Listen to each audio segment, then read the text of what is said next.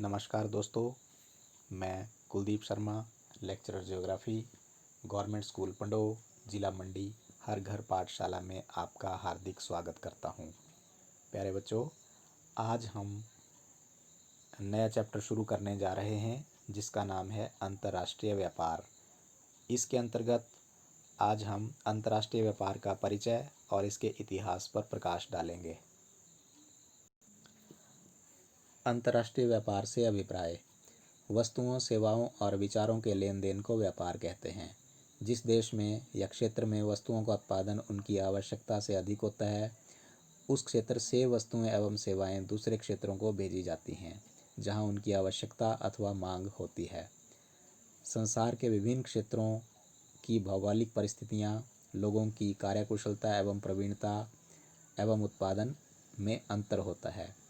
इस विविधता के कारण ही वस्तुओं का आदान प्रदान होता है, जिसे हम व्यापार कहते हैं। कृषि और उद्योग के बाद व्यापार का आर्थिक क्रिया में बहुत बड़ा योगदान रहता है। व्यापार में किसी नई वस्तु का उत्पादन नहीं होता, बल्कि अपनी उपज के बदले में नई वस्तुओं का लेन देन जरूर होता है। उत्पादन के अतिरिक्त अंतर्राष्ट्रीय व्यापार पर भी किसी देश का आर्थिक स्तर निर्भर करता है। अंतर्राष्ट्रीय व्यापार को किसी देश के आर्थिक स्तर का अनुमान लगाने का पैमाना भी माना गया है। व्यापार दो स्तरों पर किया जा सकता है: अंतर्राष्ट्रीय और राष्ट्रीय। अंतर्राष्ट्रीय व्यापार विभिन्न राष्ट्रों के बीच राष्ट्रीय सीमाओं के आर पार वस्तुओं और सेवाओं के आदान प्रदान को कहते हैं। राष्ट्रों को व्यापार करने की आवश्यकता उन वस्तुओं को प्राप्त करने के लिए होती है जिन्हें या तो वे स्वयं उत्पादित नहीं कर सकते या जिन्हें वे अन्य स्थान से कम दामों में खरीद सकते हैं। आदिम समाज में व्यापार का आरंभिक स्वरूप विनिमय व्यवस्था था, जिसमें वस्तुओं का प्रत्यक्ष आदान प्रदान होता था, अर्थात वस्तु के बदले में रुपये के स्थान पर वस्तु दी जाती थी।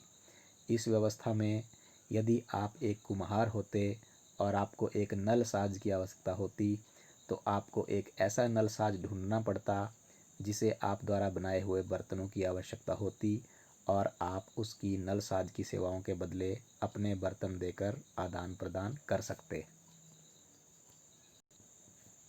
क्या आप जानते हैं कि सैलरी शब्द लैटिन शब्द सैलेरियम से बना है, जिसका अर्थ है नमक के द्वारा भुगतान।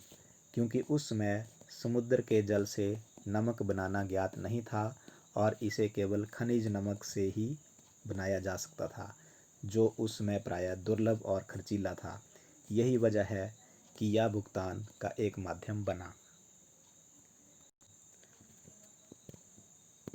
अंतर्राष्ट्रीय व्यापार का इतिहास: प्राचीन समय में लंबी दूरियों तक वस्तुओं का परिवहन जोखिमपूर्ण होता था, इसलिए व्यापार स्थानीय बाजारों तक ही सीमित था। लोग तब अपने संसाधनों का अधिकांश भाग मूलभूत आवश्यकताओं, भोजन और वस्त्र पर खर्च करते थे। केवल धनी लोग ही आभूषण व महंगे परिधान खरीदते थे और परिणाम स्वरूप विलास की वस्तुओं का व्यापार प्रारंभ हुआ।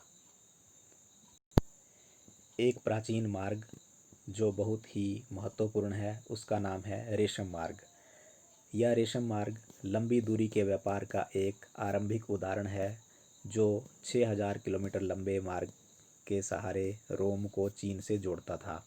व्यापारी भारत, ईरान और मध्य एशिया के मध्यवर्ती स्थानों से चीन में बने रेशम, रोम की ऊन व बहुमूल्य धातुओं तथा अन्य अनेक महंगी वस्तुओं का परिवहन करते थे।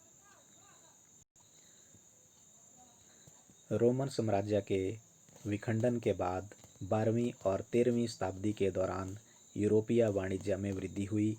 समुद्रगामी युद्धपोतों के विकास के साथ ही यूरोप तथा एशिया के बीच व्यापार बढ़ा तथा अमेरिका की खोज हुई।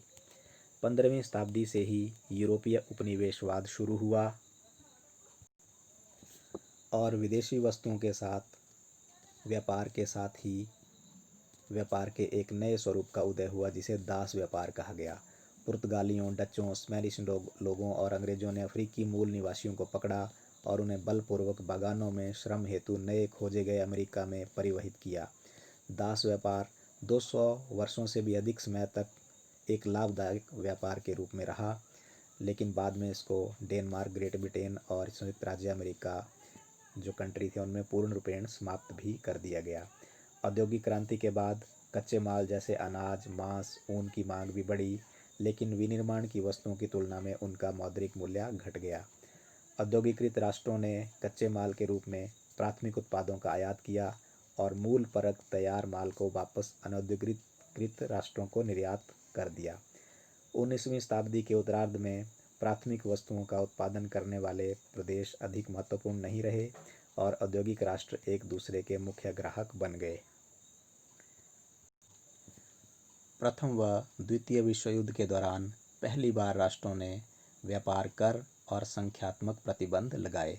विश्व युद्ध के बाद के समय के दौरान व्यापार व शुल्क हेतु सामान्य समझौता यानी कि general agreement on tariff and trade जैसे संस्थाओं ने, जो कि बाद में विश्व व्यापार संगठन या वर्ल्ड ट्रेड ऑर्गेनाइजेशन बना, शुल्कों को घटाने में सहायता की। प्राचीन मार्गों में दो मार्ग प्रमुख हैं, रेशम मार्ग और एम्बर मार्ग। इन दोनों मार्गों की हम दोबारा से बात कर लेते हैं।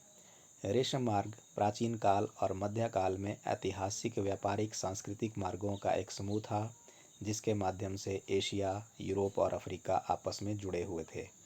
इसका सबसे जाना माना हिस्सा उत्तरी रेशम मार्ग है, जो चीन से होकर पश्चिम की ओर पहले मध्य एशिया में और फिर यूरोप में जाता था और जिससे निकलती एक शाखा भारत की ओर भी आती थी।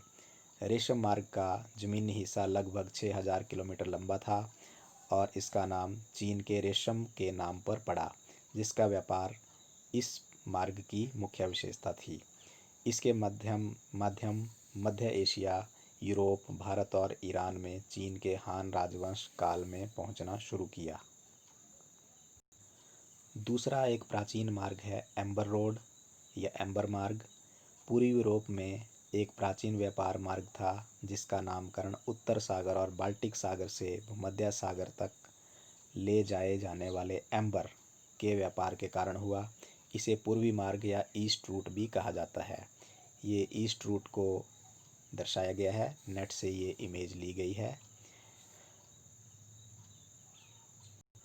तो प्यारे बच्चों, ये थे आज के हमारे दो छोटे छोटे टॉपिक, अंतर्राष्ट्रीय व्यापार का परिचय और अंतर्राष्ट्रीय व्यापार का इतिहास। इन्हीं शब्दों के साथ धन्यवाद।